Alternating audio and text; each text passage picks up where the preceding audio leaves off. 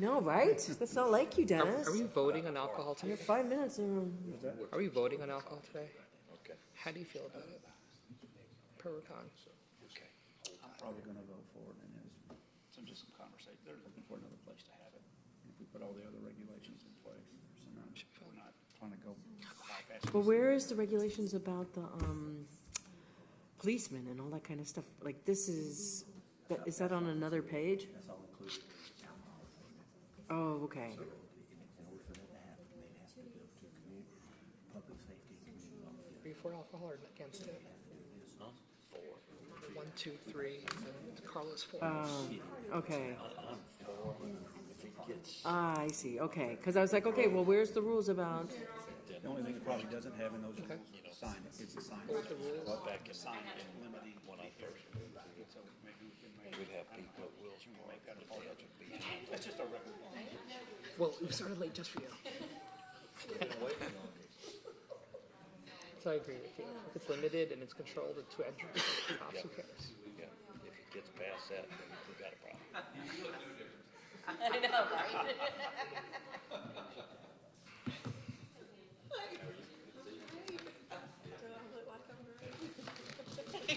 I saw you on TV. I think behind David. Yeah, I saw you holding some sign. I didn't know I was doing that. That's cool. I was like, sure. That's kind of cool. It was fun. It's like I know her. Nice to know famous people.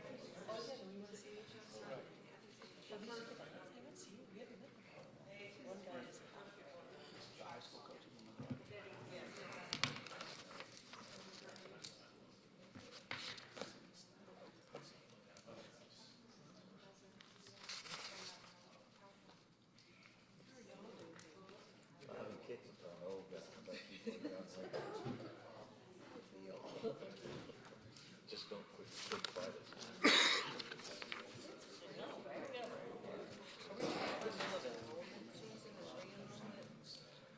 Sandy's replacement, right?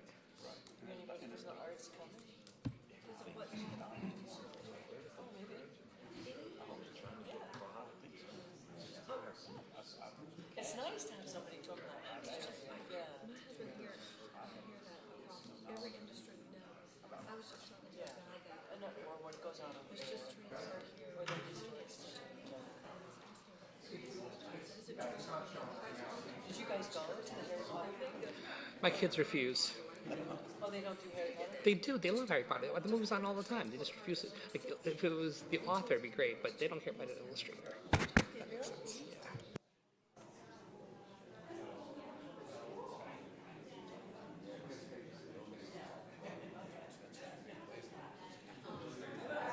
Okay, everybody, everyone make sure your microphones are on, and I'm gonna start the recording. Thank you.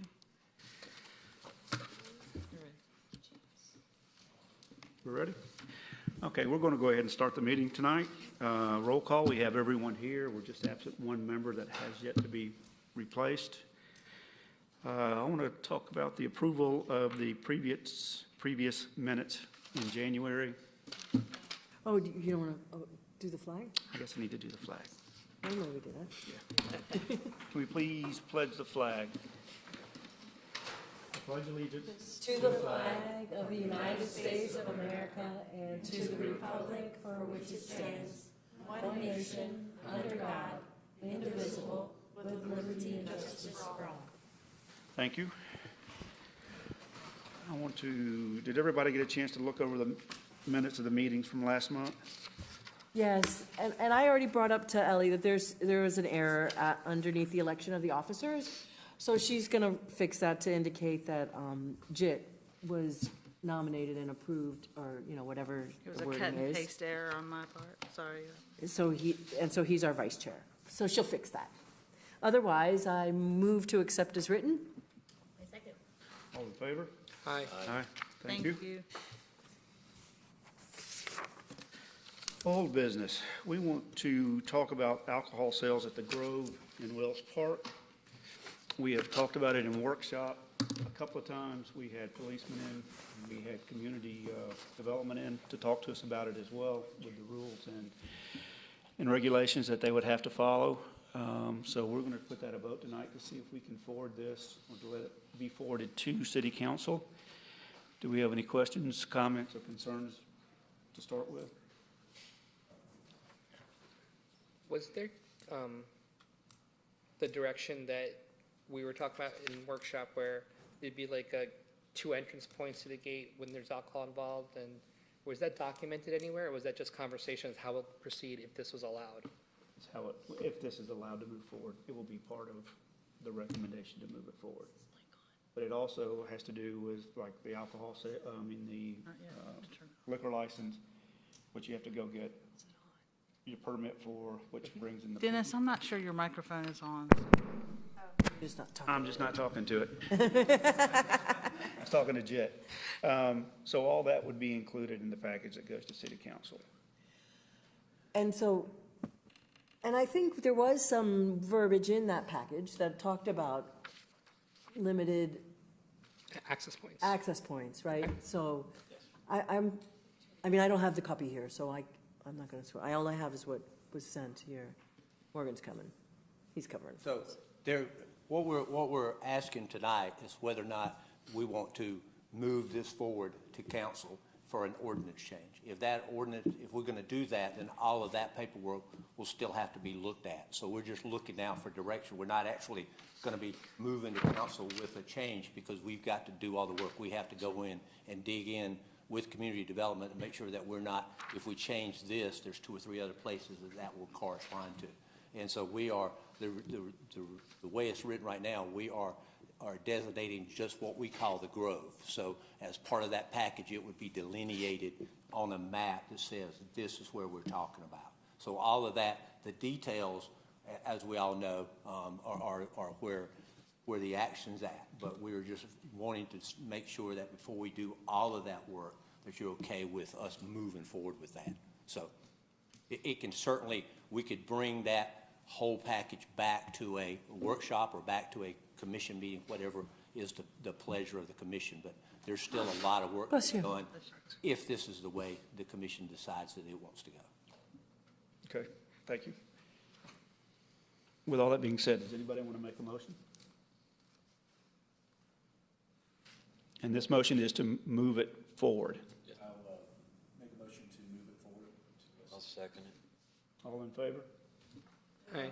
Against? So we're 7-1. Okay, thank you.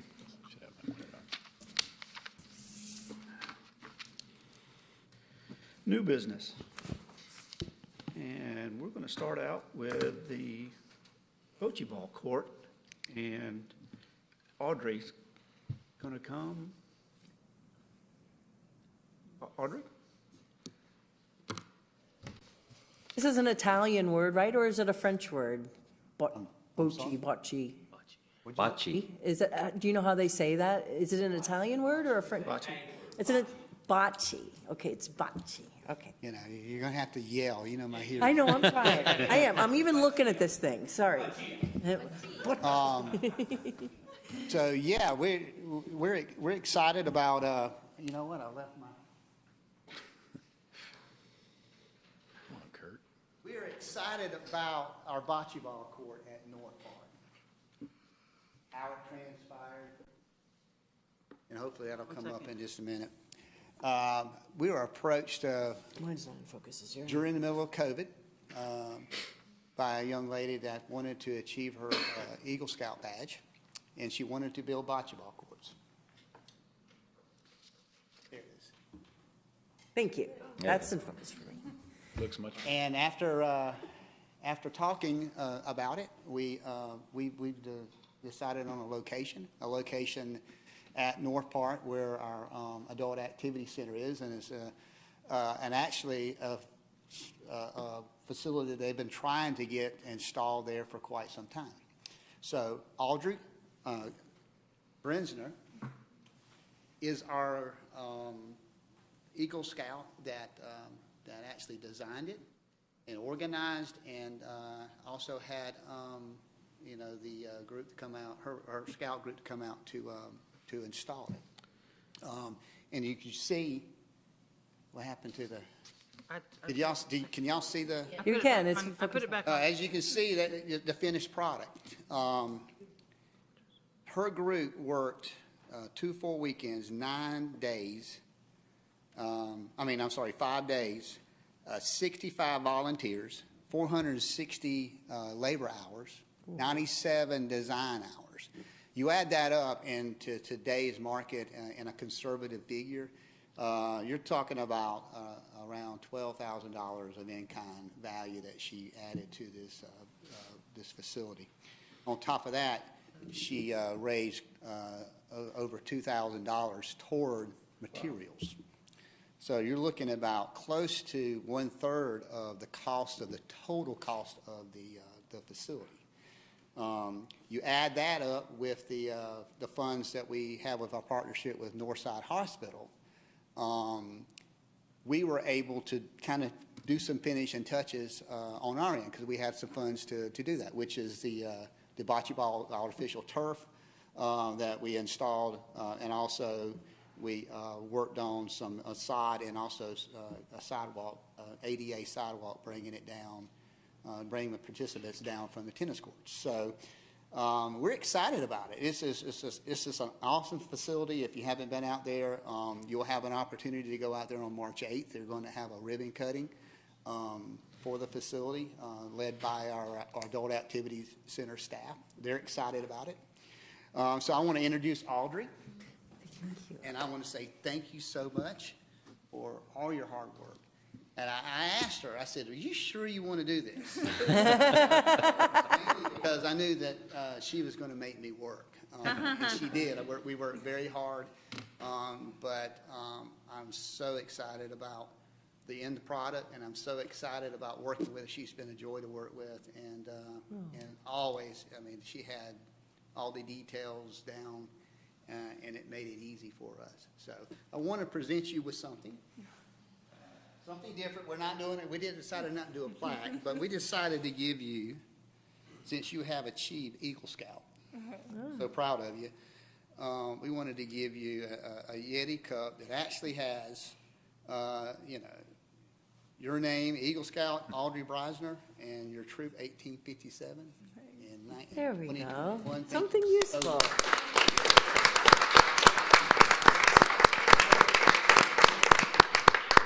You want to come up and we'll get a group picture? That's you, buddy. What's that? Mom and Dad, if you want to come up. Audrey, do you want to say anything, or are you good? Oh, yeah, I wanted to really thank you for all your guidance and help. I probably wouldn't have not been able to do it. Also, Brewable gave me the idea. I worked with them before volunteering there, and they gave me the idea for bocce ball courts, so without them, this probably wouldn't have happened, and I was looking for an Eagle Scout project, and I was trying to do it before I turned 18, so also thank you to the city of Alpharetta for helping. It was great to work with you guys. I've heard a lot about sponsors with Eagles, and you guys were probably one of the best that I've worked with. Yeah. We average about helping 3 to 4 young people achieve their Eagle Scout every year, so we're proud of that. We're proud of that program.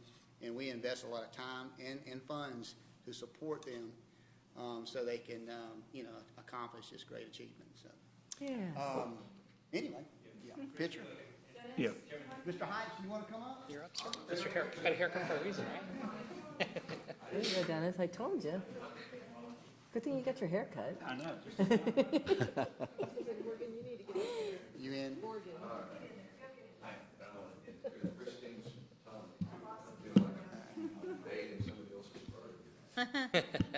You said all.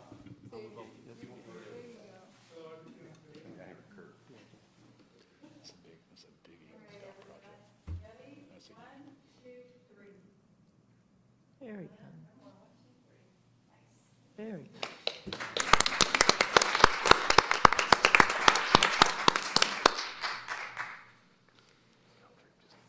While we're doing it, does anybody have any questions for me? First of all, it's a beautiful project. It's gorgeous. Yeah. Gorgeous to this. No, it looks nice. I think that I understand that they're going to offer bocce lessons sometime here soon in the month, right? I think that Kevin's doing it. Be part of the programming out there, and we're also looking at doing adaptive bocce out there. Uh-huh. Yep. There we go. This is great. Thank you again. And congratulations. Yes, Good for congratulations. you. Congratulations. In Northern Ridge, there's only been a few girls that have made Eagle Scout so far. Where are you? Top first 10? First 5? Probably, yeah, probably. That's awesome. Congratulations. Good for you. Yeah. Thank you again. Thank you, guys. John, would you introduce our next? I will. Yes, I'd like to ask to come up and speak to us Jason Curvin. Jason's the head football coach at Alpharetta High School, and he and I have been talking and working with each other, as well as Morgan and Dennis, about what the city could do to help him build a program. When COVID hit, our youth programs just went away, basically. And what we're trying to do is come up with some kind of plan to build back that youth program, which kind of becomes a feeder program for the high schools around here. Milton had 200 and something players last year. We had 78, and that was cheerleaders, flag football, and tackle football. So I wanted Jason to come speak and tell us a little bit about his background. I think he came over from Birmingham. Yes, sir. Birmingham area, and this is what, your third year? Second. Second. I'm going into third. Going into the third year there. So I'll turn the program over to Jason and tell us a little bit about what you got going on. All right, guys. John, Morgan, I appreciate you guys having me. Just to tell you a little bit about my background, I came from Hoover High School in Birmingham, which is one of the, if not the best football programs in the state. The Southeast, probably the country. It's good because of the entire program, not just because of the high school team. To kind of give you a little bit of feedback, I was there 12 years. We won 6 state championships, 3 runners-up. We played Allen, Texas, which is the premier program in Texas, Miami Central, Burns, South Carolina, which is the premier program in South Carolina, South Panola, Mississippi, Grayson, Camden County when they won it all, Grayson when they won it all, Colquitt County when they won it all. So we've seen the best football in the Southeast, period. During that time I was there, I think Hoover went 16 years and never lost a freshman game. And to kind of give you some context about what that program, what it means is we had a quarterback starting his first game on ESPN as a senior. And we had a reporter ask us, hey, are you worried about, Sam Gillikin getting his first start as a senior? And head coach laughed and said, Sam Gillikin's never lost a football game in his life from the time he was in 2nd grade.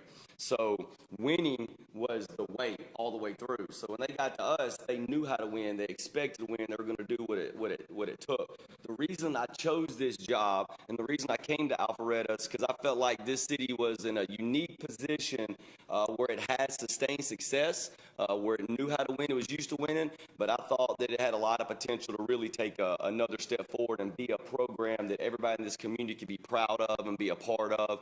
And I thought that opportunity was there, and I'm even more convinced now that I'm here that it can be. And I'm going to go through this real quick. This is more of an outline to try to keep me on task a little bit. Our off-season slogan last year was build it, and that's what we're trying to do. We're trying to build a program. We're trying to build a board, build a team.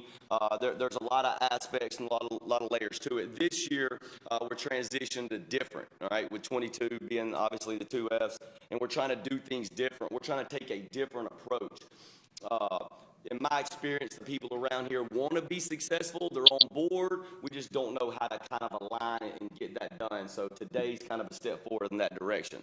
I don't know who's controlling. There we go. So our 3 goals today.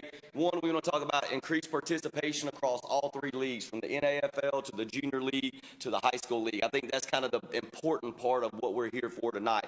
Next is how do we increase sponsorship and community support? And then the 3rd is how do we improve our facilities? All right, so we're going to start on that first one. You can go ahead and go to the next slide, please. This just gives you a little bit of an idea. I think my first year here, obviously, it was COVID, so we were under the gun. We had 68 players, 9 through 12. That's an extremely low number for a 6A program. When I first got here, we moved up to 7A, so we were in 7A my first 2 years here. Never been in 7A before. We were in over our heads, to put it mildly. The year before I got here, I think they played 3 7A teams, and I think they combined for a field goal in those 3 games. So it was a big jump. So we made a lot of progress. The overall record in the last 2 years is 7-14.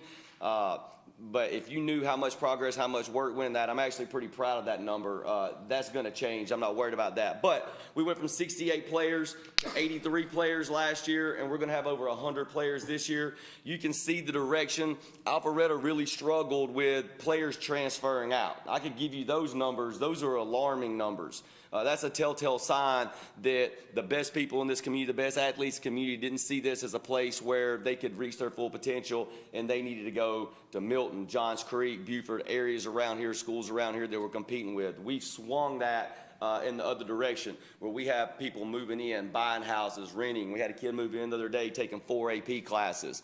And we're really trying to grow everything. I'm a biology major. My kids, if you look at me, they're not going to be Division I football players, all right? I can tell by the genetic pool. They need to get a good education, all right? That's the other reason I'm here. So what we're trying to do with football isn't to take away from any of the other great things we're doing. We just want to get in line with all the successful aspects of our program. So that's the first piece of that. All right. Next, this shows our junior rated program, kind of where their numbers are. So this is 6th through 8th grade. 85 was pre-COVID. Then we had the COVID year, 68 players. That was tough. And then we got that back up to 75, which doesn't look great. But the 8th grade class is really good. We worked on that 7th grade class. It's the 6th grade, and you can go ahead and go to the next slide. It's the 6th grade that is the sticking point, and that's kind of the point that I made here. Just being here and getting to meet Vaughn and getting to meet other people that are associated with different levels of a program are what I need as much as anything. Who do I need to talk to? Who do I need to see? That's kind of the idea. And we have some ideas around that of what we can do. I've had some ideas in there. I've talked to John and Morgan about doing different things, events on the green, when we have the food trucks in here, kind of piggybacking on that and having like a sign-up deal, we're throwing footballs around. We just want to try to reach as many people as possible. We need to get into the elementary schools. I'm just going to tell you, on a lot of levels. One, me going in there, but I think one thing that we used to do that was really cool at Hoover was we would have a pep rally at the elementary school. Now, not every week. 1 week we'd go to one elementary school, the next week maybe another. They've got things to do. But when you go in there and those kids see the cheerleaders, they see some people in the band, and they see those football players, now they feel like they belong in the group, and they can look at that and say, hey, I want to do that. That's cool. So we've got to get a foothold in there. And then, one thing I was talking to Vaughn about is I'd like to get the NAFL to play a game at our high school, whether it be a regular season game, a playoff game.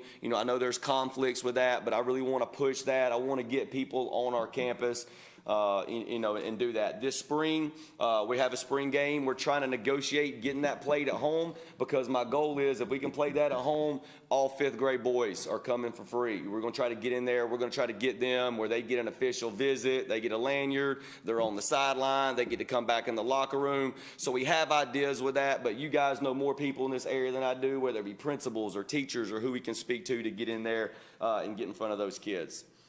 All right. Next, we got to reach our businesses. When you look at what Hoover was able to do, they built a brand that the businesses wanted to be a part of. They wanted their name associated with that program. We have a lot of businesses here. I don't think we've built a brand yet where people say, hey, if we're not part of this program or sponsor or whatever, that's going to be some kind of, knock on their business. We're going to do that.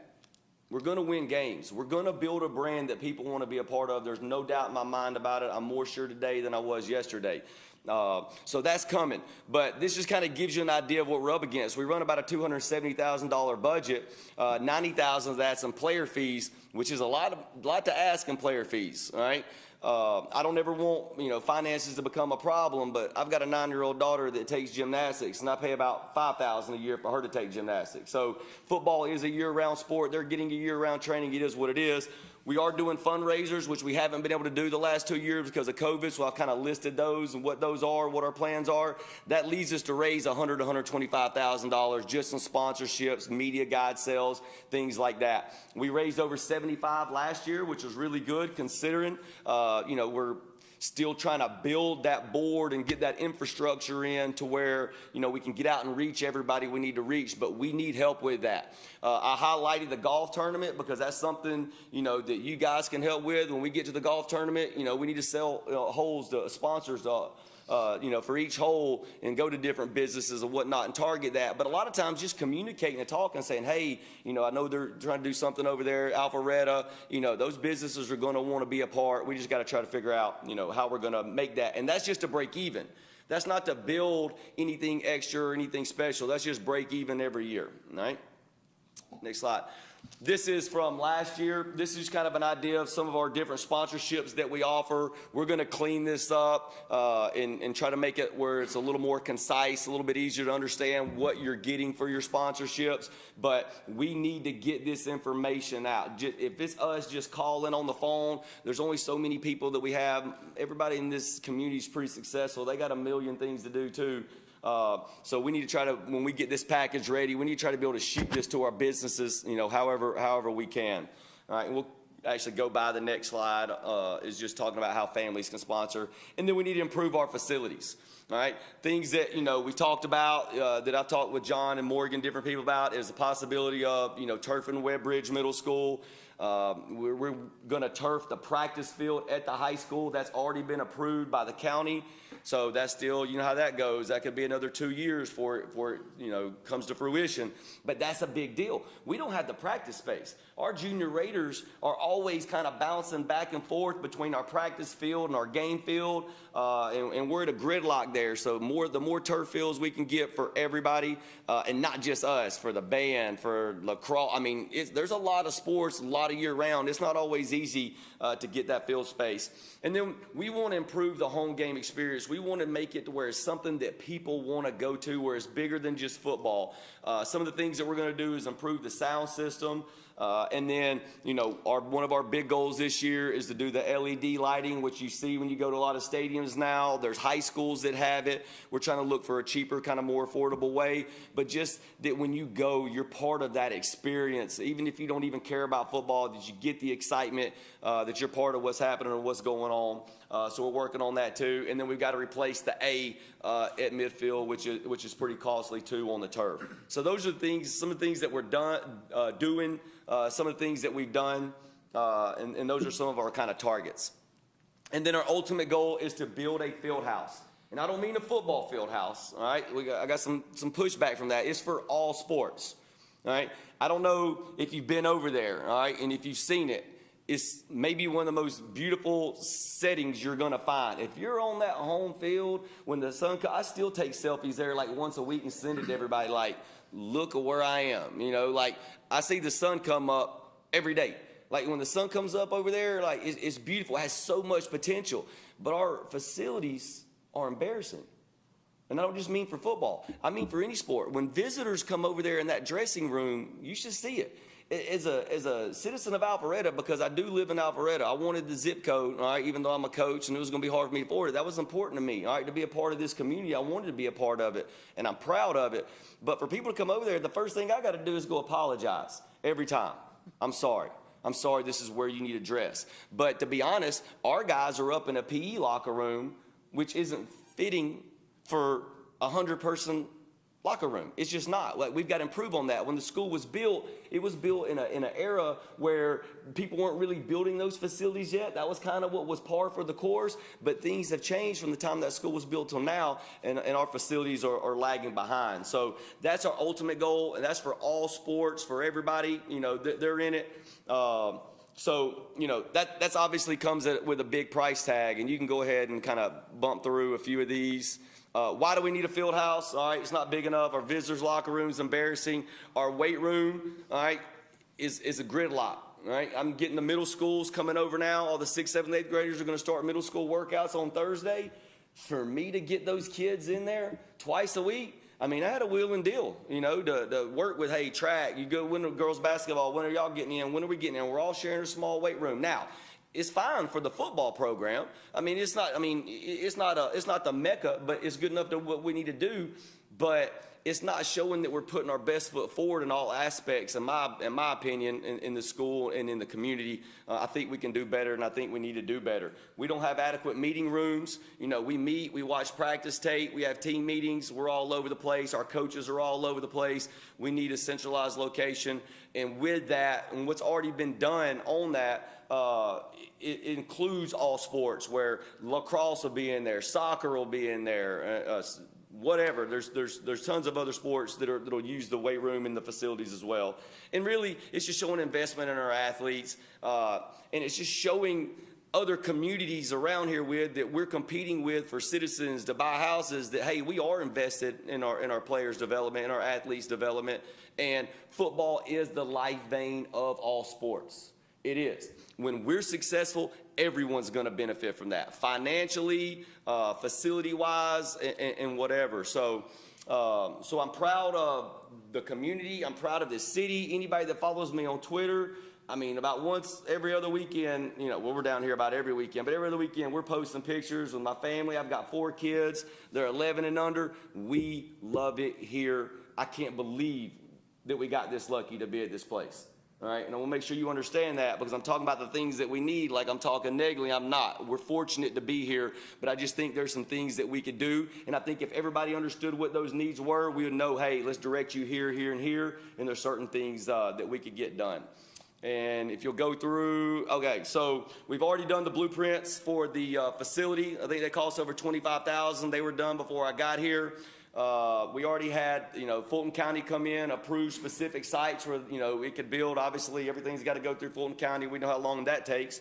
And then we have a lot of people, you're laughing at that, it's funny, called the 50 layers of Fulton County. Yeah, it is, all right? But, and then we already have a lot of people that have said, hey, we'll donate these materials, we'll donate whatever. We have people that are interested. What we need, all right, is we've got to identify people that can write checks. Bottom line, it costs money. It's anywhere from $1 million to $2 million. Without some of the contributions that we have, you know, it is a big investment, but at the end of the day, it's like me paying $5,000 for my daughter for gymnastics. Do I have the $5,000? No, probably not. All right, but we'll eat cheap for a couple days because I'm going to give my daughter everything she needs to be successful. Even though she's probably not going to be a college gymnast, her self-esteem, her confidence, her self-worth, everything are tied into her growth and her development. And we're going to do everything we can from a family to try to set her up to be successful. Whatever that translates to and whatever we get back in return, it doesn't matter because it's about her. So that's what we're trying to do. And then we need somebody to sign for the note once we get the contributions, donations. We have players that are in the NFL, you know, that do have a lot of money that, you know, that we're going to hit up for different things and whatnot. But the opportunity's there. I mean, I just feel like we're at the precipice where we're at the point to where we got to decide as a city, as a community, what are we going to do? Are we going to take the next step forward? Are we really going to do it? Are we really going to show our young people, our families that, hey, we are going to invest? And we're gonna make it the best it can be, or are we just gonna punt the ball down the road and wait for somebody else to do it later? All right? Any questions? No. I tried to make it fast. John told me I had 5 minutes. First, thanks for choosing Alpharetta. Yes, sir. Your passion is evident in what you're doing, and what you're presenting tonight is perfect. So thank you for being here. With that, anybody have any questions they want to? I don't have a question, but I didn't realize, I've talked to Jason numerous times, I didn't realize he was into it as much as he is, but he is, and I appreciate that. But, you know, if you look around, and I had 3 kids graduate from Milton High School, so I got a little Milton blood in me, but the fact of the matter is I live in Alpharetta now, and Milton's Milton and Alpharetta's Alfreda, and if you look at what Milton's been able to do, the people that have bought in up there and the teams that they fill, I mean, they've got some problems up there, don't get me wrong, but the fact of the matter is, you know, whatever the city of Alpharetta can do to help Alpharetta High School get to where it needs to be, both academically and athletically, you know, I'd like to just tell Jason we'd like to help you any way we can. I don't know what we can do, and Morgan's more in tune to that and things, but you know, whatever we can do to help, you know, we'd love to. So. Yes, sir. I appreciate that. I do feel supported, even from Mayor Gilman, from everybody. I feel like people are on board and they want to help. It's just a matter of them knowing how to help. If it's nothing more than introducing us to certain people and getting us on whatever newsletter we can, we'll take any help we can get. So it'll be worth it. It's going to be something everybody wants to be a part of. I promise. Y'all wait 2 or 3 years, you're going to be calling me, and we're going to get you. Hey, we're going to get you in the games. You're going to be there, especially if we beat Milton next year at home. That's pretty awesome. Coach, thank you so much. Thank y'all. Thank you. Thank you for having me. Yes, sir. You can excuse us, guys. So, I feel like I need to say something. I will say that Coach really did contain his enthusiasm. He's with him. He competes with me at the excitement level about the things that he's talking about. So, in my first meeting with Coach, what really drew me to it was how often he used the word community. Because that's what we're trying to do here is build a community. And we're excited about the opportunities that we're getting into Alfreda High School. Me and Kim have just got a call from the band director at Alfreda High School that wants to sit down and talk about how can we help the band and the ensembles and those kind of things get out in the community. So, it's just you get your foot in the door and things, and really good things start to happen. So we're excited about Alfreda being a true community partner with us, and things at the town green, but helping our football program go. So we're really excited about it, and I think that we're not going to have to, 3 years from now, we're not going to have to call Coach. He's going to already be here once a year telling you about the partnership that we have. So it's going to be an exciting journey over the next couple of years, and only good things are going to happen. Thank you. Vaughn, will you come up? Vaughn represents the NAFL. He is the first building block of getting Alpharetta to where it wants to get to. So Vaughn, thank you for showing up. Well, thanks for having me. First and foremost, I'd like to talk to the person that made the agenda tonight, and whoever has me following Coach. It's really I'll not really fair. I'll try to show a tenth of the enthusiasm. So my name is Vaughn Lemoyne. I'm the president of North Atlanta Football, also known as NAFL, not known as NAFL. We've been called NAFL lately, which we really don't like, but we are North Atlanta Football. You go to the next slide. The programs that we provide are tackle football, flag football, and cheerleading. If you can go to the next slide. Mine slides go a little quicker. We specifically serve the youth community. So for youth, for us, is kindergarten through 5th grade. We were very happy that both the city of Alpharetta and the city of Milton were able to get together and create an MOU. So we do serve both communities. It's really important at the youth level. Unfortunately, youth football, especially tackle football, went through a phase where we were a significantly declining registration sport at the youth level. There was just too much negativity in the NFL about concussions and results of that things. And so that was heavy in the news for many years and hurt us. So we're really happy that happened, because for our numbers, that helps a lot. But we service, and we serve kindergarten through 5th grade. For flag football, we offer kindergarten through 5th. For cheerleading, we offer kindergarten through 5th. And for tackle, we offer 2nd through 5th. We've really found 2nd grade to kind of be the sweet spot. I'll explain a little later. Our NAFL Alpharetta teams play in a larger league for tackle football. We're the only program that starts at 2nd grade. Our competitors actually start at kindergarten, which again is, and we do get that response. We get that a little bit. It's actually really fun to watch kindergartners play tackle football. It's kind of like herding cats, but it's really fun to watch. But we really, and in that same breath, I will tell you, we're the only program in the GFA, which again I'll talk about in a second, that offers flag. So we've really found a lot of success with bringing kindergartners and 1st graders into the football community through flag football, getting them accustomed to the sport, getting them excited about it, and then giving them that tackle football option starting at 2nd grade. You can go to the next slide, please. So where we play, we love our facilities. The cities are so generous with their facilities to us. We love them. So we play at North Park, at Alpharetta, and we also play at Bell Memorial in Milton. I will tell you, though, North Park is our flagship park. In fact, Kristen and I were just talking, believe it or not, our program basically just hit I think last year was our 50-year anniversary. We were formerly AYFA, Alpharetta Youth Football, which then became the NAFL North Atlanta Football. But North Park is just it's our flagship park. It's where all of our tackle games are played currently. We love North Park 1. It just presents itself. We have a lot of pride in bringing other teams, because we again, I'll explain in a second, we play in the GFA, which goes all the way through Forsyth County, and so we love hosting home games at North Park. It's a great facility. And then we do a fair amount of our flag at Bell Memorial. You can go to the next one. So registrations, we had a fantastic 2021. So we had 563 kids in our football program last year. In tackle football, we had nearly 200 kids, again, only servicing 2nd, 3rd, 4th, and 5th grade. In flag football, we had nearly 300 kids in the program, and we're very proud of our cheerleaders. We had nearly 70 cheerleaders, which was a huge number for us this past year.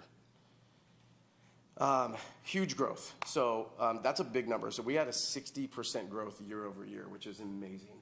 Now, I'll get into a little bit of why those numbers exist the way they do on the next slide, but we're very happy with our growth. Our total registrations went from 374 kids in 2020 to 563 kids in 2021. We saw growth in all three areas: tackle football, flag football, and we doubled in cheerleading. Next slide. So this is what we're really proud of. There's no doubt that we saw the effects of COVID. Football is a sport that is impossible to do without contact. You cannot socially distance football. It just can't happen. But to look at our pre-COVID numbers, we had 429 kids in our program in 2018 to jump to 563, and still what I would call a COVID world, we're pretty impressed with and we're pretty darn proud of. So our tackle football numbers have continued to increase. Our flag football numbers are off the charts. And again, cheerleading is growing substantially. So we're really, really, really proud. I do want to stay on this slide for a second, because I got to tell you, I want to brag, on our board, our coaches. 2019 and 2020 were very, very, very challenging years for sports. Frankly, in 2019 and even 2020, for those numbers not to be zeros, took a lot of work. So again, we are a contact sport. So I'm the president now. I was the vice president during those years, and we had a lot of meetings about, should we even be playing football? There were a lot of meetings about whether football should be canceled altogether. And we had a lot of perspective, right? We're youth football, and the world was dealing with something incredible. And so, our board got together, our coaches got together, and the resounding feedback that we got from our families and our community was, these kids need football. They need it. They're not going to school. They don't see their friends. They're being quarantined. And so our numbers were incredible. So to have 376 kids playing football and cheerleading, again, arguably, I'm 44 years old, and some of the worst, obviously the worst pandemic my generation has ever seen. To be able to still play football and have that for the kids was incredible. But again, it speaks to our growth as well, because coming out of it now, our numbers are better than they were before. Next slide. So the benefits of our growth: we've created our own flag football league. So NAFL teams previously played in a larger league. I took over as vice president a few years ago, and I jumped into the flag football part of our board immediately because I thought it needed it. And frankly, we had so many, we had 300 kids playing flag football. I basically sat back in the chair one day and said, why are we playing in a bigger league? We can have our own league. We are that big. And so we did. Literally that year, we just created our own league. We respectfully bailed out. That league has since crumbled, unfortunately, but those teams have now joined our league. So now Alpharetta has their own football league, very much like Alpharetta Youth Baseball is their own league. Again, we had no need to go out and play in other leagues. We now have our own league for flag football, which is awesome. To speak to coaches, some of his bullet points. 5th grade, one of the benefits of our growth, 5th grade, last year we had one 5th grade team. Now, again, I need to put this in perspective for you. Our 5th graders are moving on to feeder football in 6th grade. Our league has players from Alpharetta, Milton, and Cambridge. We had one team that was going to feed into 3 feeder programs. Not good. Not good numbers. Again, COVID year, but still, we didn't have that many 5th grade teams pre-COVID. Again, we were in a declining registration sport. This past season, we had 4 5th grade teams.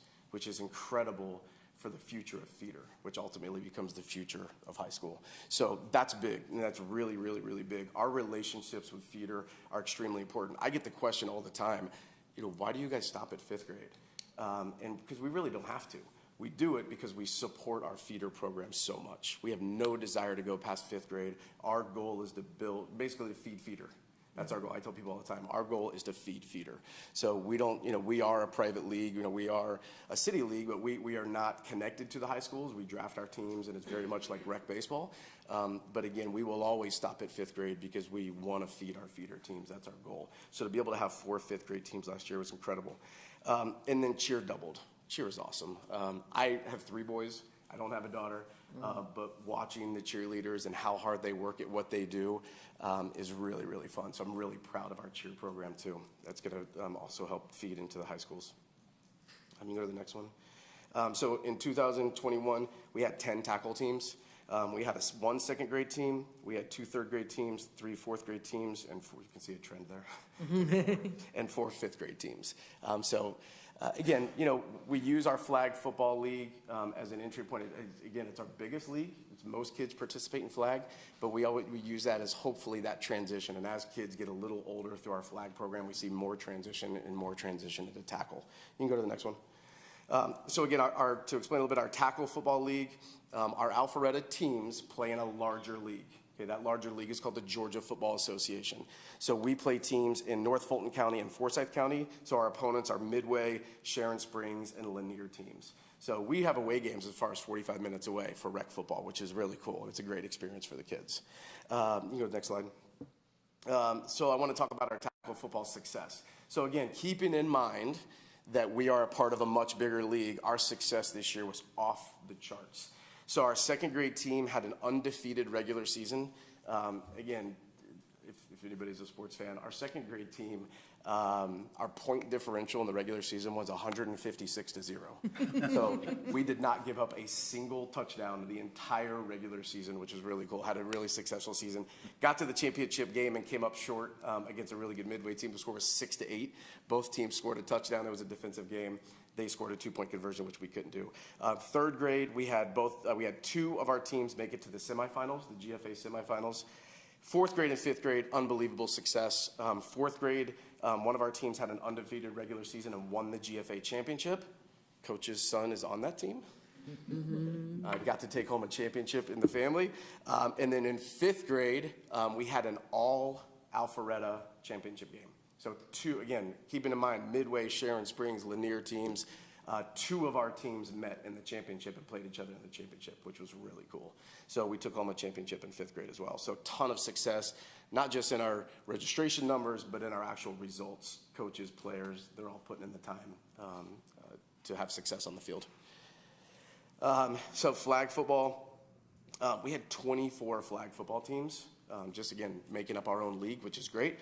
We had 6 teams for NAFL. Our registration system, we've also partnered with Kings Ridge. So Kings Ridge, we allow to have their own quote-unquote teams. Their players are allowed to register through our system and identify that they're a Kings Ridge player, and then we let them wear Kings Ridge uniforms. But they are our kids, and they are in our program. So we had 8 total teams at K1. At 2nd, 3rd, we had 10 teams. And at 4th, 5th, we had 6 teams. And our flag football league, we're now inviting teams from the outside to play. So Chattahoochee plays in our league, Roswell plays in our league, Johns Creek, Northview, they play in our league, our flag league. So they actually bring teams in to play us, which is great. Flag football success, all NAFL championship at K1, all NAFL championship at 2nd, 3rd. Again, this is beating out Chattahoochee and Northview and all these outside teams. And then 4th, 5th was dominated by Kings Ridge this year. She was at that game apparently. So all Kings Ridge championship games. So again, a lot of success even on our flag football side. We have the right players and coaches that are getting a lot of success. And then cheerleading. Registration literally doubled. I wish, if anybody ever wants to come out to an Alfreda football game, we play on Saturdays, tackles on North Park 1. I really encourage you to come out and see the whole dynamic. It's really cool. As a coach, I coach 2nd and 5th grade. As a coach, I stand on the field and I coach. and I turn around, and it's really cool to see the dynamics in the stands we have. As on the field, I'm looking, and the right bleachers is the away teams and all their colors, and then the left bleachers is our home bleacher. That's all of ours. And then the cheerleaders set up right around the 20-yard line on the side, and to see the sea of fans that bring their own chairs specifically just to watch the cheerleaders is the most amazing thing ever. They get more than the players, no lie. So if I can hit you up for more money, we maybe need to build a cheerleader bleachers. But no, they are happy to bring their own chairs, and they set up, and they literally just cheer for cheer, and it's really cool. So it's amazing to see. So the girls do an amazing, they're awesome. You can go to the next slide. Our cheer mission, all cheerleaders start on the same level and they progress together as a team based on skill. We offer a fun, no judgment environment. I really wish I would have brought some of the videos. They're amazing. But with no judgment environment, they allows them all to shine. And then again, our goal for cheer, very much like football, is to create an environment where we feed feeder, right? We want to create second, third, fourth, fifth grade cheerleaders that are excited to go cheer at the feeder level. And I think, is that it? And our goals. So our goals, we want to continue our growth, of course. We really appreciate our strong partnership with the city. You guys provide us with awesome facilities. You just re-turfed North Park 2, which we appreciate, which is awesome. And, we're looking forward to growth. You guys have given us, the sky's the limit. I mean, we've been told by the city and our partnership several times that, you bring in the kids and we'll find you fields, and you have no idea what that means to us, because without fields, we have no league. We want to expand our feeder partnerships. Alpharetta High School, Milton High School, Cambridge High School. I got to tell you, whoever is responsible for hiring Jason, I don't think they're in this room, but whoever hired you did it awesome. I can tell you, with all due respect to the head coach prior, we didn't see a lot from Alpharetta High School. And we're so happy that Coach Crimmett is here. Not only does he have a kid in our program, but he shows his face constantly, and we're building a bridge with Alpharetta High School feeder and in the high school that really hasn't existed very well, honestly. I mean, we're scratching the surface for what our youth program should be doing in combination with our feeder program. So we're really excited that Coach is here now. He's all in on this, we're all in on this, and we're gonna build a really strong bridge to get those Alpharetta numbers up. And then our last goal is to develop a wealth, of volunteer coaches. That's the key. I mean, without volunteer coaches, we have no league. And so we want to build, great volunteer coaches that are in it for the long term. As I don't know if you guys know this, but the feeder coaches are volunteers too. And so the goal from Alpharetta's standpoint is to help us bring in and have great coaches at the youth level, because they become the feeder coaches, right? I'm a Milton guy too. I'm zoned for Milton. So my son is a fifth grader this past year, graduating, so I will be the Milton head coach next year for feeder. We need that same thing for Alpharetta, where you need those strong volunteer coaches to start at kindergarten flag, develop a relationship with these kids and these families, build them up all the way through fifth, so that coach can handpick them and say, that guy's my coach for sixth grade. That guy's my coach for sixth grade this year. The guy at fourth grade is my coach for the next year. The guy at third grade, or the girl at third grade, is my coach for the next year. And that building block is extremely important, because he should be getting his coaches from our league. And so that's very important. So those are our goals for 2022 and beyond. So thank you so much for having me. If you have any questions, I've got a quick question. Yeah, go ahead, Dennis. Registration for you was up tremendously this year, and that's great. How was it around the rest of the league? Do you know that? When you say the rest of the league, football in general? Yeah. We had the largest growth, hands down. Okay. So, if I could speak on that quickly, I will tell you, I think we had two big reasons for growth. Obviously, one is the COVID thing is getting a little better, right? So people are coming. But I think that we've done a really good job. Again, I think it goes back to coaches a lot. We've done a really good job of going out and finding coaches that can start early with us, and that coaches that are involved elsewhere. So I'm a big baseball guy as well. And I have three boys again. I've got high school, middle school, elementary school. I see the value in getting a coach that also understands. I preach to my kids and all the kids in our league that they should be 2-sport athletes at a minimum, right? Nobody at the youth level should be doing one sport year round. It's crazy. So we've done a really good job of going out and finding baseball coaches that are really cemented in baseball in the spring, that have a good following of kids, right? They're Alpharetta, AYBA coaches, or they're Hopewell coaches. And we've gone to them and said, hey, come coach football in the fall. don't take your 6-year-old and play baseball year-round, right? You shouldn't be doing it anyway. It's not good for them. They should be playing multiple sports. My boys are elite athletes, and they will play multiple sports for as long as I can possibly do that. And so we're going on and we're grabbing some of these baseball coaches, and we're saying, come coach football. We'll show you how to coach football at 2nd grade, kindergarten flag. And they're bringing baseball players with them. We're not trying to hurt our baseball partners. I think our baseball partners will be the first to tell you that, as much as they would love, fall baseball registrations, baseball is not a fall sport, right? And so we love those partnerships, but we're grabbing some of these coaches and saying, hey, come and coach football, bring these kids with us. And so I think we're targeting the right coaches that are bringing the right groups of kids. For anybody that has younger kids, you find that coach at 5U, 6U, 7U, 8U baseball that is the best coach you've ever had. You look at that coach and say, hey, whatever you're doing in the fall, we're with you, right? Oh, well, I'm going to go coach football. Oh, great. Where do I sign up, right? And so we feel like we're doing a really good job of identifying good coaches that are bringing, the right people in the fall. Great. When's registration? Registration opens March 1st. So we have an incredibly long registration. I'm a baseball guy too. Baseball is open for like 3 weeks. We're open for like 5 months. I don't understand why. It's just what we do. But we open March 1st, and we allow registrations all the way through the end of June. So we're open for quite some time for registration.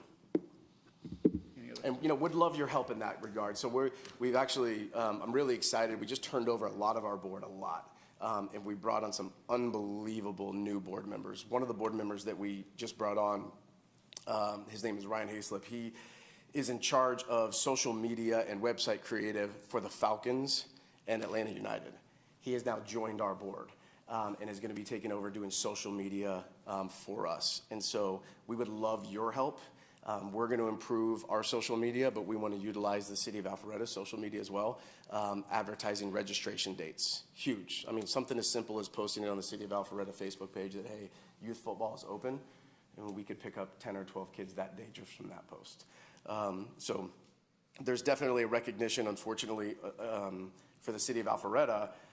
A lot of the registrations last year were Milton kids, and so we need to pick up the Alfreda numbers. We really do. There are, our board kind of beats our head against the wall constantly saying, where are these Alfreda kids? Why are they not playing football? Or where they can't be playing football anywhere else. We are the largest and have the best football product up here. I mean, period. Anywhere near here. I mean, there's nothing that even comes close to competing with us. I think Coach will tell you that. I mean, we have travel leagues around here that are folding because they can't compete with our rec league. And I'm serious. At 4th grade, my son's team, we played a local travel team, and our rec team beat them 45-0. And every one of those parents came to us afterwards and was like, how do we play in this league? Because we're paying for travel, and the product that you guys are putting out at rec is crushing us. Anyway, we need that. We need that. We have a great product, and we need to get the word out because we need more Alpharetta kids, and I know Coach needs more Alpharetta kids. Any other? Because Milton has built something at the high school that those kids can see they want to be a part of. We haven't been able to do that yet. I couldn't agree more. Look at it and say, oh, that's something I want to be a part of. Yep. Those kids are impressionable. Very much so. And he's got some great ideas, and these are ideas that we have to put together. Simple things. Alpharetta Day. Having an Alpharetta Day at North Alpharetta Youth Football is huge. Telling the kids that they can go onto the sideline. You have an 8-year-old that gets to stand on the sideline and see these giants, play football, and they look up to these guys. That's what we need. That's what builds that. That's what builds that, hey, I want to wear that Raiders jersey one day. I want that to be me. It sounds simple, but those are the kind of things that, frankly, that bridge has not existed very well over the years, and it's starting to be built now that Coach is here, and it needs to continue. So we're excited for that. Any other questions? I was just going to ask, you said that some of the big coaches, you ask the baseball guys, and I know they make a big point of training their coaches, like they have coaching trainings and they bring people in. Is that an option that you can have, or is that all stuff that, like, they pay Grand Slam or some other person to come and teach their coaches how to be good coaches? So is that available for football? A lot of our quote-unquote baseball first guys come in through flag. And flag is very easy to coach. It really is. There's not advanced playbooks. You're not teaching tackling techniques, safety things that a lot of the tackle coach is a pretty unique individual. And a tackle, somebody that volunteers to be a head tackle football coach usually comes with some experience. Doesn't mean we don't get brand new ones that we don't help.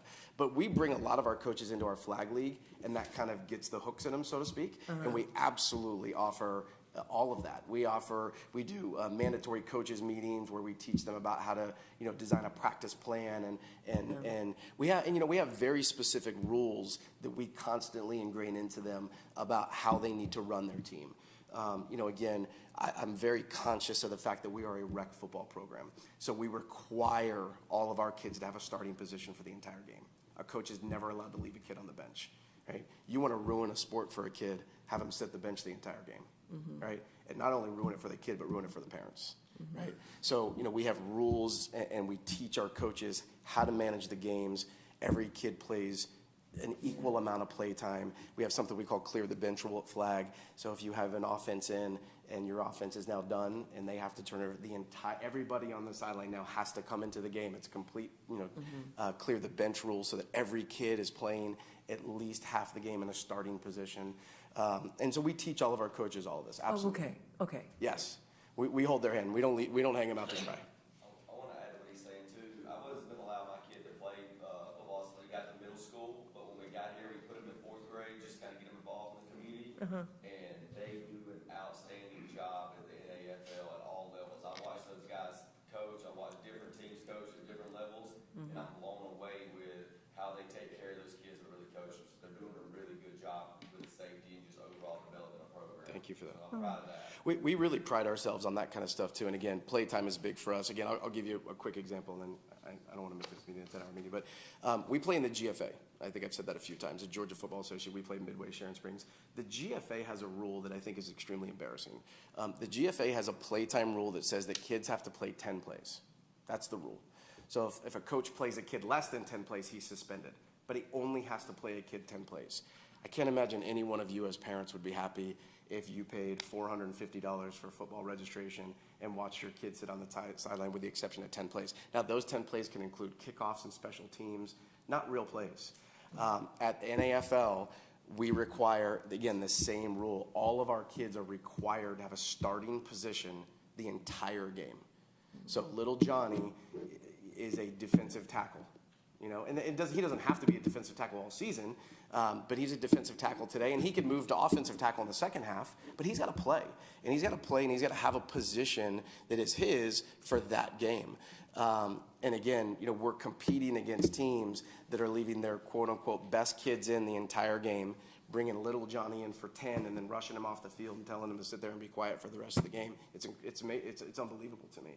And I really do feel, I shared with you our success, I really do feel like our success in the league is because we play all of our kids. Our kids are getting better. Our kids are returning. Our goal is to return. We want to give coach as many kids as possible at feeder, and we can't do that if they don't play. If a kid shows up to tackle football for the first time at 3rd grade and plays 10 plays every game, he will never be on his field. He'll go play something else. He'll go play lacrosse. He'll go play baseball, right? He'll go play soccer. So we've really entrenched our coaches and our culture that kids will play in our league, and ultimately I think we're better for it. I really do. I think our teams, I think that, when we look at the kids show up day one, right, you can automatically see these are my top 30%, these are my middle 30%, these are my bottom 30%. Well, if the bottom 30% never play, they don't ever get any better. If they play all season, they become the top 30% sometimes. Right? And that's really what we've created, and I think that's why we're having as much success as we do. But we put all of our coaches through all that. Our coaches are required to do all that, more so than anything else in the GFA, which we have a lot of pride in. Good. A lot of pride. Vaughn, thank you for coming out. No, my pleasure. Thank you for having me. Thank you. Thank you for the presentation. Thank you. Thank you. Great job. You gonna let them go, Audrey? Vaughn and Jason, just before you leave real quick, I just want to thank you both for being here tonight and sharing all of this with us, because I don't think when Morgan and I met with Chandler that we would have imagined this dynamic duo that we have now working together to bring up the Alfreda numbers. So we're really excited about what you guys are doing and can't wait to see what happens. And when I say that I almost fell out of my chair when the NFL numbers and the roster came to me, I'm not kidding. It's just amazing what you guys did this year, and we're really looking forward to see what you do next year. Or actually, this year. Thank you again. Thank you. Thank you. Can I say something before they leave as well? Yes. I know it's running late, but I apologize, but I can't. Audrey can go though, right? I know, I can't not say this. There's a couple things I want to point out. First is, it's really interesting to watch a Milton High School grad turn back and point at the Alfreda High School coach and say, hey, we're helping you, we're going to help your team. So that didn't go unmissed by me. But the other thing I want the commission to realize is that, you know, I couldn't imagine a year ago standing here saying how proud we are of our football program and our association with Alfreda High School, because it just didn't exist. And football almost didn't exist in Alfreda, if you remember. So we have come a long way, and I really want to say thank you to Vaughn. I don't think me and Vaughn would ever thought we'd be in the same room saying good things about each other after a couple of tense meetings, but we were always going in the right direction, moving in the right direction, and I want to thank Councilman Merkel, who helped with that situation, and Dennis and John helped with that situation to get us here, because I really am excited about the future of football in Alpharetta. It really is exciting. So thank y'all very much for sharing and being here. Great, Thanks. guys. Thanks. Thank you. Okay, let's go into division reports. You're going to do park services? Again. Back again. I meant to add one more thing, and of course, the Brisers have left, but her brother, Ethan, a couple of years ago challenged me with a project too, and they just told me there's a third one with a project in mind. Yeah, I'm looking forward to working with this family. You know, the report was submitted in your packet. Just for the matter of time, just a couple things that I want to highlight. One, the Waters Road Park Community Feedback Meetings, they will be in March, and the Union Hill will also be in March. Morgan informed me there will be an email coming out this week with more details. The bid for the Wills Park Maintenance Facility, it's been moved to February 17th, not February 10th. And I believe those are the only changes that we've had as far as the report that was submitted. Do you have any questions? No, we're good. All right, thank you. Rec services, okay, Christine.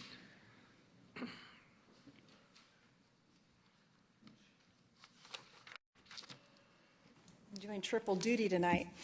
Okay. Hi, everyone. How are you? I'm going to keep it short here. Obviously, we're gearing up for summer. You're going to hear that from me for the next 3 meetings. Our summer activity guide is complete. It is online if you haven't checked it out already on the website, and also the hard copy should be in the centers by the end of the week. We're really excited about it. Emily did a great job on it, and it's a fun summer guide. We're really excited to have it out. Resident registration starts March 2nd, and open registration will be March 16th. One event we have coming up, and that's Saturday, and it's the family dance. It's Boot, Scoot, and Boogie, and it's a Western theme, and it's going to be held at the Alfreda Community Center from 6 to 9. I'll be there. Yes, you will. I saw that you were signed up. You're going to have a great dance? time. Is that I what get to it go is? decorate on Friday. As opposed to is it in lieu of the Valentine's Day dance? Or? Well, we've always, we kind of got rid of the Valentine theme quite a while ago when I took it over, and we just kind of did different themes each year. It's always held around Valentine's Day. And we also changed from it being a father-daughter dance to a family dance. Okay. So kind of let everybody go. Yeah. Families are made up very differently these days, and it opens that opportunity for everybody to be able to go. Staffing update. We've got some changes coming in my division. We still have not found an aquatic supervisor. We're still on the hunt for that. And we'll just keep plugging away at that one. Kristen Liggett, who is our athletics recreation supervisor, she has accepted a recreation manager position in Macedonia, Ohio. She is from Ohio, so she's moving back to where her family is. And we're very excited for her. But we will really miss her. She's done a great job in the role as her supervisor over there, as the supervisor, and she has really grown the athletics program. Our athletics program had gotten a little bit stale over the years, and she just came in and she added a whole bunch of great things and has done a great job over there, on top of adding 2 camps during the summer. So we're really going to miss her. But in her place is going to be Tyler Spinnen-Weber, who is our recreation coordinator, who oversees athletics as well.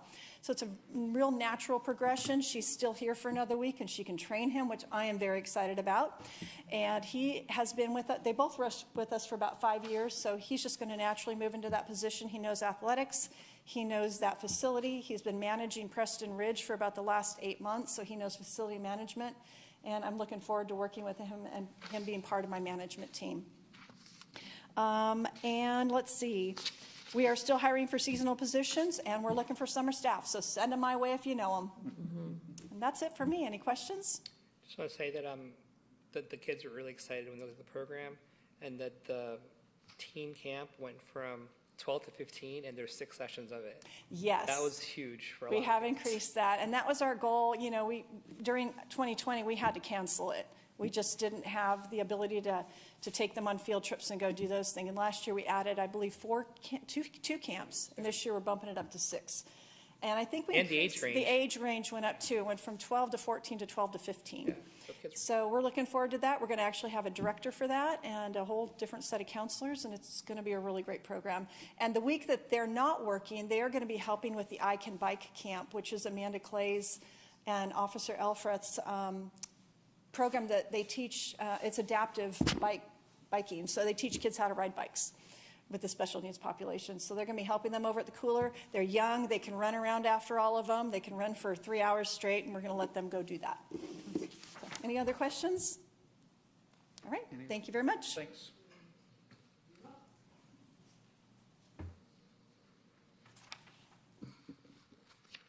Okay, I'll try to give a condensed report because I know it's getting a little bit late. I'm going to present for Amanda for Community Services and give a kind of a, I don't know if you saw in the packet her report in there.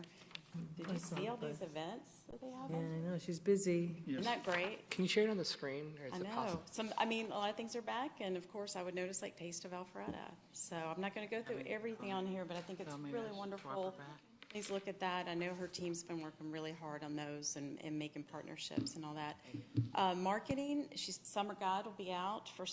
It's at the printers. It'll be online this week, so take a look for that. And that's summer camp, summer classes, all that. Asking for photo submissions for future marketing events. Evidently, they said the community sends us really great photos. So everybody's got their camera. Please send them and please promote that. Excuse me. Community agriculture. They're going to have a steering committee forming for the city ag plan. So I don't know a lot about that, but just if you have questions, ask her. Planning City Ag Plan focus groups for March and April with Food Well Alliance. So they're going to be doing some groups there. And then the kickoff events for the ag program start February 19th. And it's seed pickup, plant pickup March 19th, warm weather seed and plant pickup. So kind of look at these dates if you would like to be involved or know anybody that wants to be involved. So any questions? Morgan may have to answer those or Kurt, but you're good? Okay. Thank you. I'm going to do a quick presentation, but being the art and culture side, I have visuals. Okay. So not like this. Keeping up on the upcoming events on my report. I think you need to focus, Kim. Once you talk, I'll put them on there as we need to. I love that. Okay. And I'll go. This is awesome. I'm going. I think it's just.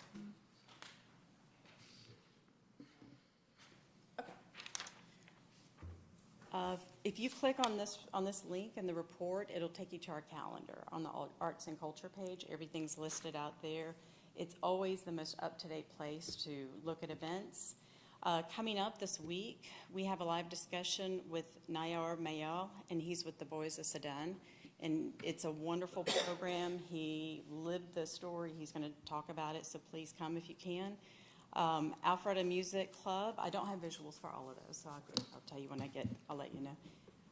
We have the Alfreda Music Club monthly performance this weekend.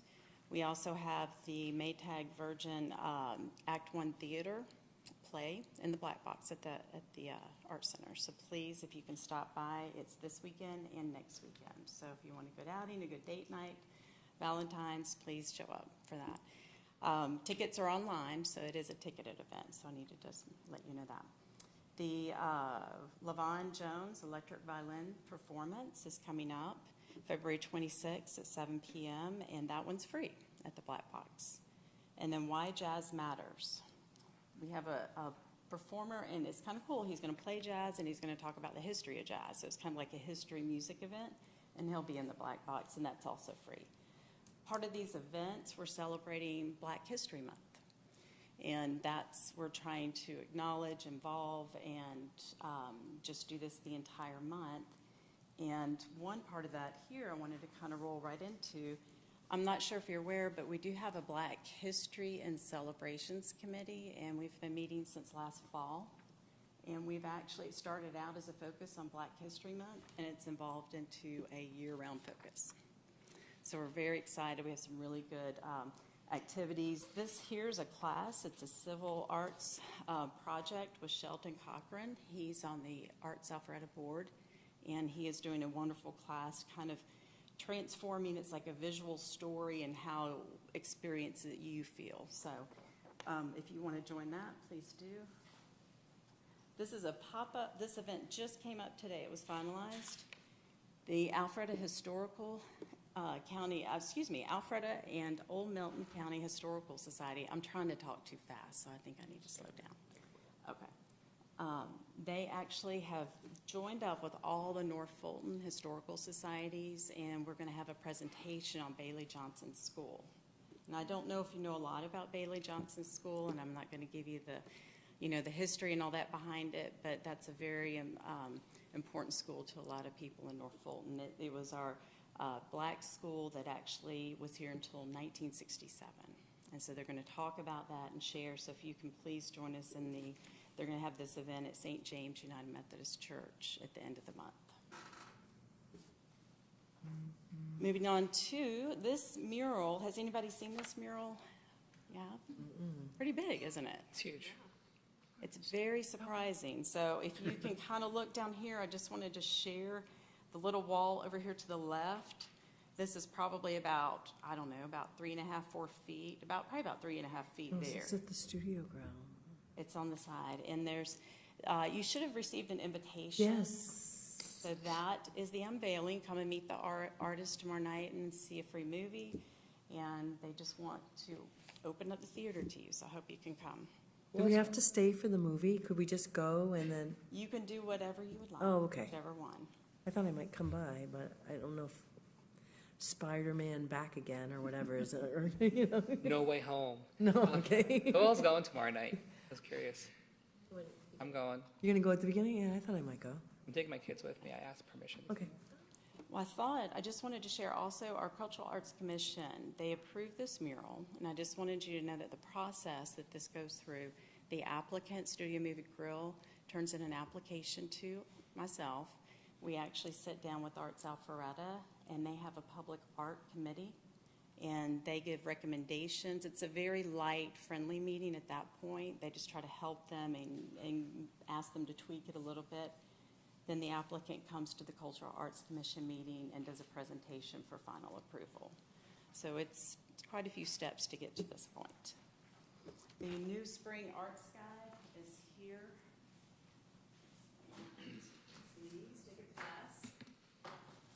Thank you. And there's some workshops and there's some classes that are multi-days. So please come by. At the end here, we have a cultural services grant, and I'm not sure if you're familiar with that, but we, back in 2019, I think was the year that the city, we have grant funds that we distribute to our partner groups, and these are art leader groups. It's the Alfreda Symphony, it's Act One, and there's actually 12 different groups. We're not able to do that in 2020, so we have now activated that. And we worked with the Cultural Arts Commission this past 2 weeks, and they have actually approved that we'll go ahead and we'll redistribute the funds and start that program again. So we're very excited about that. Can I just ask like a logistics questions about these guides? when you were up, you said that you've got the summer guide coming out. Your spring guide came out, We have a school year guide. okay, and it came, so the second semester guide came out in what, December? And that was for the, That all comes, the school year is one guide.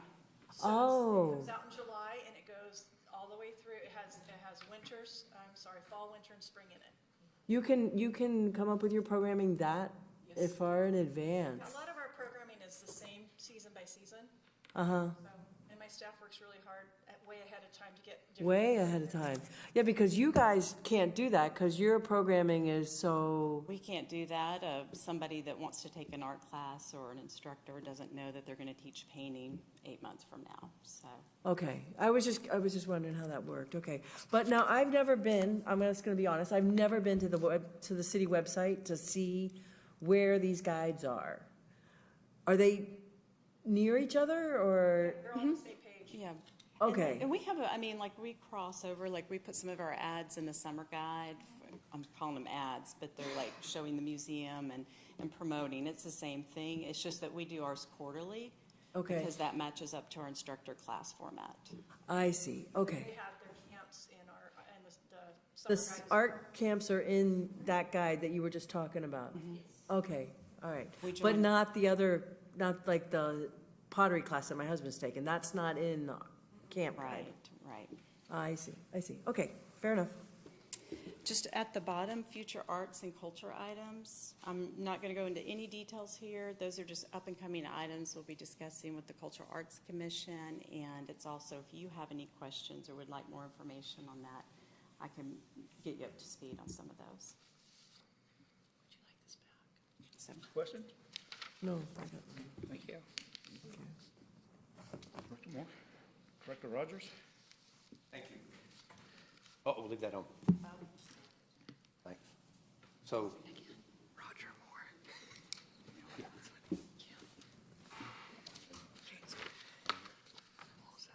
So, good evening. Glad to be here. I was going to give you a couple updates while we're waiting on this to warm up. I'll give you an update that I don't have a visual for. At Monday night, last Monday council meeting, we had a good night. We brought forward to council what we were going to put in the RFP for the Wills Park bond items. In other words, we had to put out a request for proposals on do the two gateway entrances at both ends of it, the spine trail through the middle, the redo of the restrooms at Wacky World, the redo of Wacky World itself, the Waggy World, the dog park, as well as additional parking in Wills Park. So that's we're gonna put out a proposal for the design of all of those items. And that's gonna be going out next month. So just wanted to let y'all know that that's what the priorities we're gonna work on in Wills Park. We'll get it designed, then we'll get some construction documents and find out how much money we have left over out of that $6 million, or if we need a little bit more to do those things. So those are our priorities for Wills Park. Are we ready? The other thing that happened at Monday nights is that, it's not very clear. I can't see You it need at to all. focus it or something. Morgan didn't start tonight with a trivia I question. think you have the wrong lighting on or something. Yeah, it's on yellow. There you go. That's better.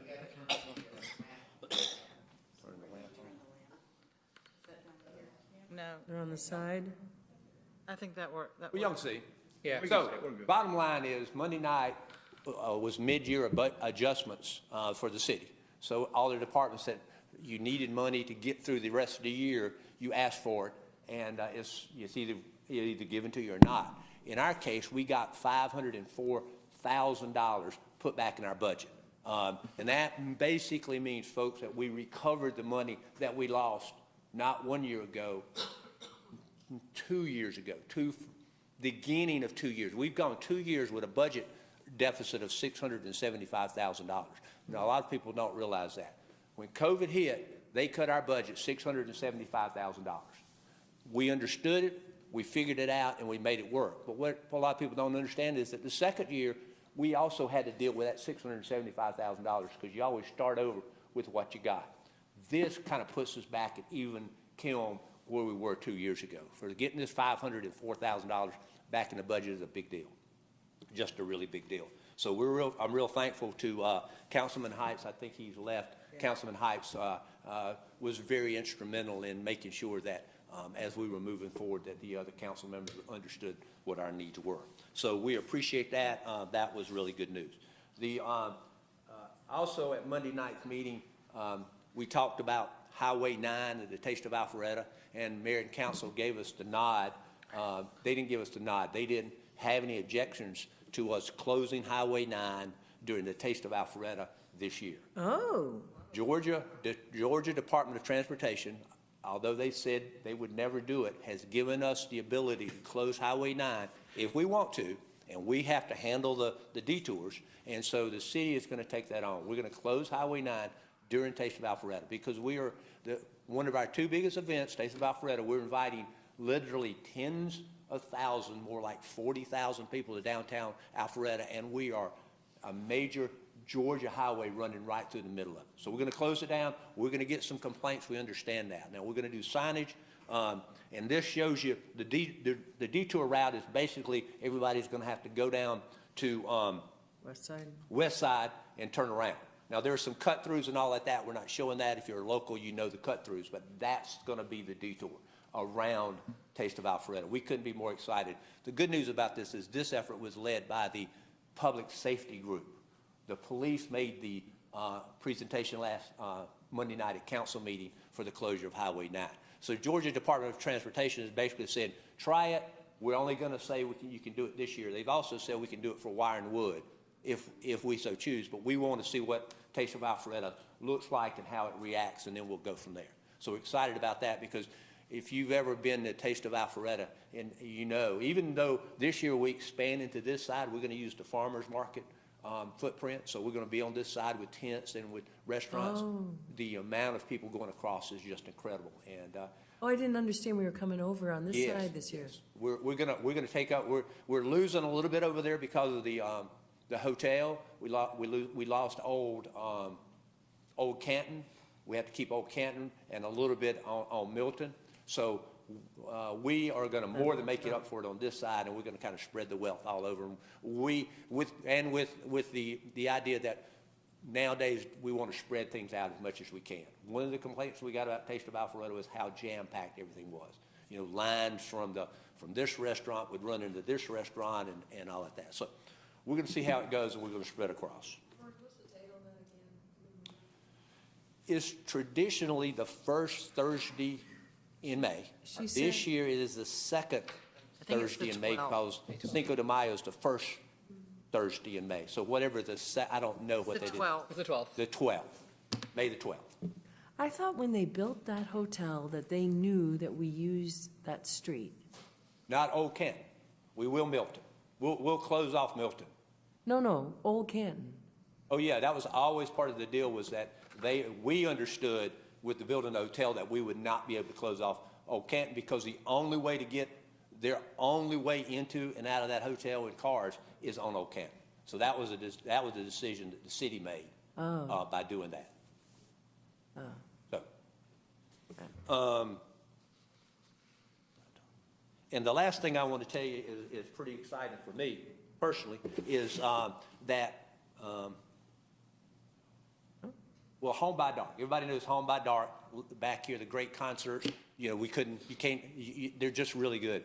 Well, James Casto, who runs Home by Dark, is interested, and he's going to bring a concert series to Union Hill to the covered arena. So we got rid of the hockey rink, remember, last year. And so this is going to be the first real test. If you shove it up a little bit more, keep going a little bit, those are the dates he's going to have a concert. Now, these are going to be ticketed events. He's only going to limit it to 250 people, so he's going to make it a very intimate and very upscale event at Union Hill. So he thinks he can do it. I'm excited about it and can't wait to see it because everything that James Casto has touched has been golden for the city of Alpharetta. So we're really excited about that, and that just adds, look at that. He's doing it. He's going to have Friday and Saturday night concerts. So that just really adds to our whole deal of Alfreda Music City. So this is really what he used to do at the polo fields. Mm-hmm. You remember he used the polo fields for many, many, many years and was very successful out there. So we're excited about that, and I just wanted to bring that to you because I really think, we took a huge leap by taking all that hockey equipment out and saying, okay, it's an event facility. Well, it's going to truly be an event facility starting in May. So we'll keep you posted on that. Morgan, we know. That place. I'm sorry? I said I'm so glad we're activating the park again. Yeah, and Christine is running a camp, an adaptive, help me here. It's, Camp Momentum is actually moving out there. Camp Momentum, that was at the Miracle League, is moving out there, and we're going to be hosting that. I think, is that all we're doing out there this summer? Yes. Yes, so. We have some rentals. We have some rentals, yeah. Okay. That's great, though. And we've had a couple of events out there. One independent market that was out there that is really kind of tells you how versatile that place is. They set up tents like they were outside, but they were under the cover. And lo and behold, when they did it in December, it rained that day. And had they not been at Union Hill, and anywhere else, they would have had to cancel. So it's an exciting time for Union Hill. And Terrell, there is a sidewalk now from the old Greenway over. I gotta come Yes. and see. I gotta come and see. I went to check. There's not a sidewalk. There's a greenway from Union Hill to Greenway extends. covered. It is street. part of the greenway. It's the same width. It's the same. It is part of the greenway. So the greenway no longer ends at Union Hill. It ends in Union Hill Park, where the trailhead is. So we're pretty excited about that. So that's all I've got. If there's any questions, I'd be glad to answer. Questions? Thank you. Just a comment. I mean, Morgan, we know you're excited about your job, and so is your staff, but I don't think I ever see Morgan more excited than when he talks about music. Wire and Wood, and if you ever spend time with Morgan at Wire and Wood, he's just kind of floating. Yeah, that's definitely when my professional life and my personal life come together is at Wired and Wood. So Well, it's reflected. It's amazing. The things that Kim and her group have done with Alpharetta Music City and continuing to do, and what we have on the horizon is really going to blow some folks away. So we're really excited about that. And one more thing as well. I remember years ago now when we were trying to get the old Fulton County Library building from Fulton County for $1, and we were able to do that. And then I remember being in some meetings where you had frankly, a bunch of guys sitting around a table saying, what do we do about art? And that art center cost a lot more than what was originally designed to cost, but just the vision that was brought to that have turned that into a cornerstone in our community.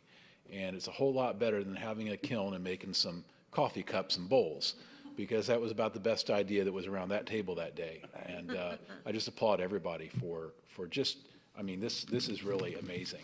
This didn't exist before. Well, yeah, if you go back to 4 years ago, and there was a room at Crabapple Government Center. Yes. Where art, I almost hate to use that word, crafts were being taught. Yes. Out there. And so we have come a long way in a lot of areas, but on the cultural side of the house, we have made just gigantic leaps. And it's world class. And I would tell you, if somebody asked the other day, well, what advice do you have for somebody that's starting an art program? This was a city not too far from here. And I would, without hesitation, say, well, you hire the right people and then you get out of the way. Yeah. And so, we hired the right person to run the cultural arts for the city, and this is what you get. So For sure. it's a good team effort. Okay, thank you. Well, last thing we have is citizens' comment. Sir, you've sat through this, listened to us. Is there anything you'd like to say? Just wanted to express my pride in Audrey Brinzer's Eagle Scout project. I was a volunteer my life to Eagle coach in that troop, and I was here with the troop. It's a really neat program to watch students go through the Eagle Scout development project, and the Boy Scout program teaches kids how to develop. And so Audrey, we're really proud of her as the Troop 1857's first female Eagle Scout. We're looking forward to seeing Sadie come along. So thank you. Sadie will be the next one up. Okay. Thank you. Thank you. Thank you. Thank you. Any other questions or comments? Can I get a motion to adjourn? Move to adjourn. Second. All in favor? Aye. Thank you. There you go. Good luck with the minutes on that one. I enjoyed it.